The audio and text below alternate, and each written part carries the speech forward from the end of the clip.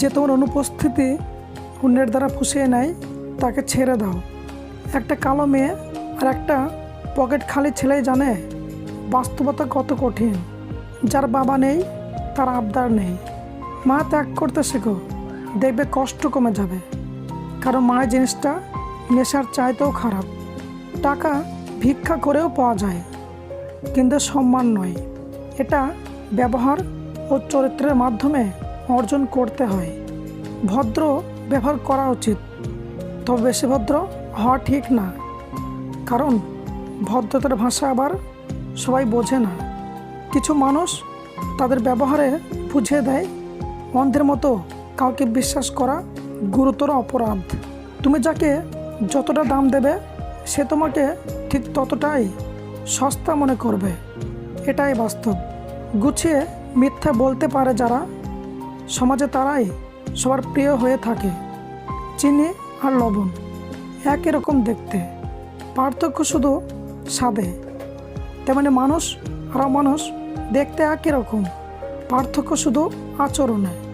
Tension আর মানসিক চাপে তারাই থাকে যারা নিজের থেকে অন্যকে নিয়ে বেশি চিন্তা করে।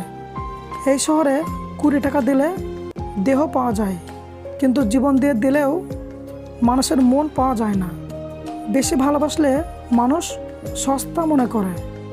দুঃখ, কষ্ট, অবহেলা এগুলো আসলে সেই বেশি পায় যে কেবল নির্দিষ্ট একজনকে ভালোবাসে এবং একজনের মায়াতেই খুব বাজেভাবে আটকে যায়।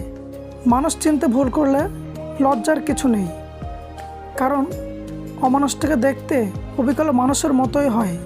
সম্পর্ক টেনে নিয়ে যেতে হয় না, সম্পর্কে টান থাকতে হয়।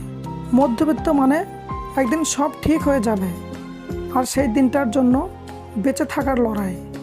স্বার্থ যেখানে শেষ, বদনাম সেখান থেকেই শুরু। এটাই দুনিয়ার রীতি। আপনি কাউকে দিতে পারবেন যতক্ষণ, ঠিক ভালো থাকবেন ততক্ষণ। তর্কের চেয়ে নীরবতা ভালো, প্রতিশোধ নেওয়ার চেয়ে রাস্তা বদলে ফেলা ভালো। আর স্বার্থপর মানুষের পাশে চলার চেয়ে একা চলা অনেক ভালো। আসলে জীবন মানে একটা ভূমিকাহীন গল্প, যার প্রতিটা লাইন পড়া খুব সোজা, কিন্তু বোঝা ঠিক ততটাই কঠিন। অতিরিক্ত খুশি থাকার কথা, অতিরিক্ত কষ্টে থাকার কথা কাউকে বলবেন না। কারণ খুশিতে মানুষ নজর লাগায়, আর কষ্টে থাকলে লবণ লাগায়। দক্ষতা তৈরি হয় অভিজ্ঞতা থেকে, আর অভিজ্ঞতা আসে ব্যর্থতা থেকে। তাই ব্যর্থতা খারাপ কিছু নয়, এটা সাফল্যের প্রথম ধাপ।